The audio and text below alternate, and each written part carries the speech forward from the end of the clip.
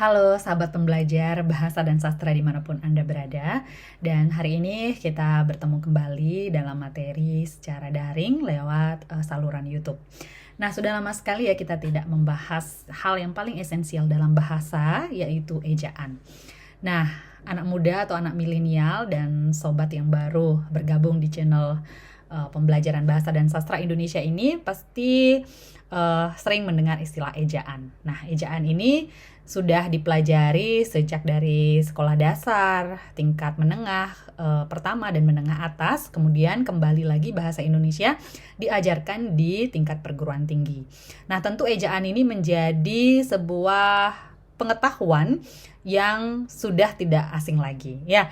Nah, saya mau tanya ini untuk sobat daring dimanapun Anda berada, ejaan apa yang paling familiar? Ejaan yang disempurnakan pasti ya. Anda pernah mendengar terkait ejaan PUBI, Pedoman Umum Ejaan Bahasa Indonesia? Ayo, sudah pernah mendengar? Atau mungkin ejaan Swandi, ya? Atau mungkin ejaan yang disempurnakan atau diistilahkan dengan EBI ya, Ejaan Bahasa Indonesia.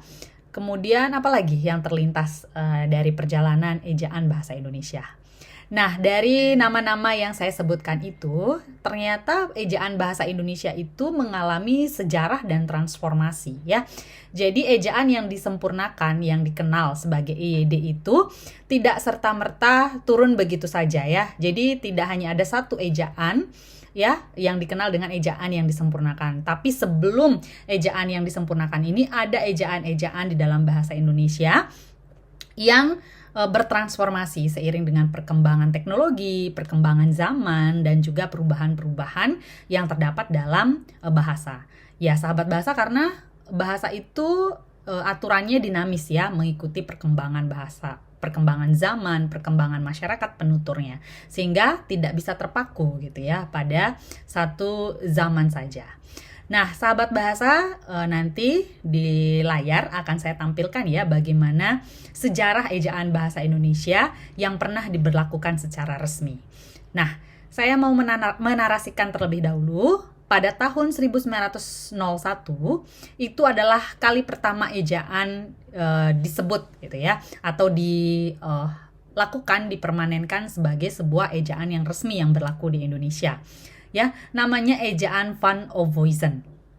Nah, karena dulu kita dijajah Belanda, sehingga ejaan ini mesti ditaati oleh masyarakat Indonesia ya, yang kala itu menggunakan ejaan bahasa Indonesia yang lebih mirip kepada Belanda seperti itu. Ejaan Van Ovoisen, dari namanya saja itu sudah mencirikan bahwa itu ada dinamika bahasa Belandanya ya.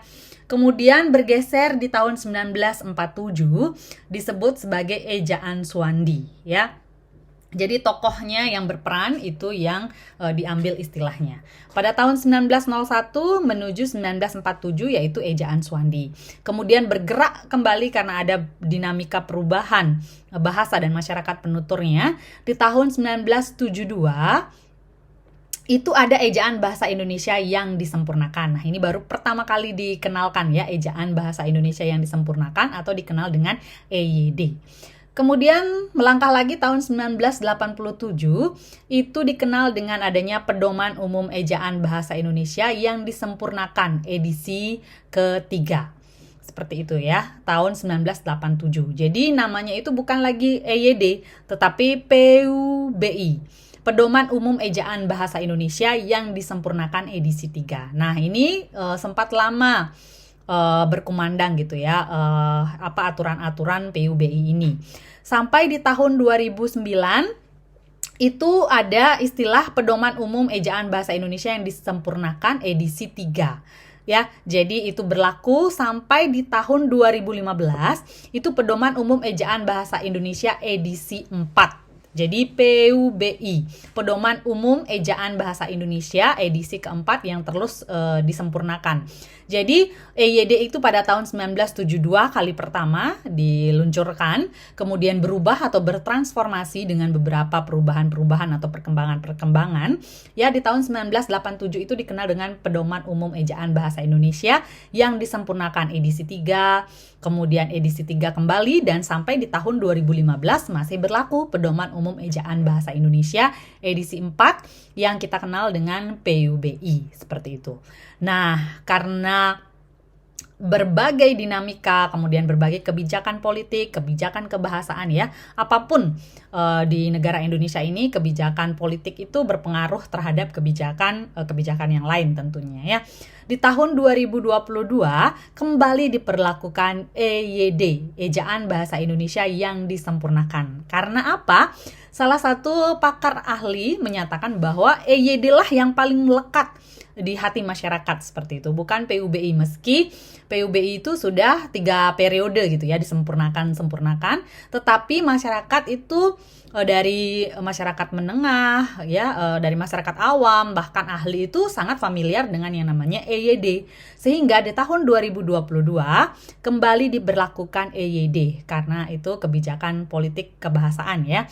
Jadi di tahun 2022 kembali Ejaan Bahasa Indonesia yang disempurnakan itu atau dikenal dengan EYD edisi 5 dipatenkan ya. Jadi sekarang kita tidak lagi menyebut PUBI, tetapi ada yang namanya EYD edisi 5. Nah, apa-apa saja yang berubah di edisi 5 ini? Tentu banyak sekali ya perubahan-perubahan atau perkembangan-perkembangan dan transformasi dari Pedoman Umum Ejaan Bahasa Indonesia yang disempurnakan hingga sekarang di tahun 2022 sampai nanti ketika mungkin ada perubahan lagi, kita tidak pernah tahu ya, karena di masa yang akan datang zaman semakin berubah, zaman digital sudah semakin mengglobal gitu ya, jadi bisa saja mempengaruhi istilah yang dikenal dengan EYD tersebut. Nah, sekarang kita bahas apa saja yang berubah dari pedoman EYD, Pedoman Umum Ejaan Bahasa Indonesia edisi kemarin di tahun 2015 sampai 2022 dengan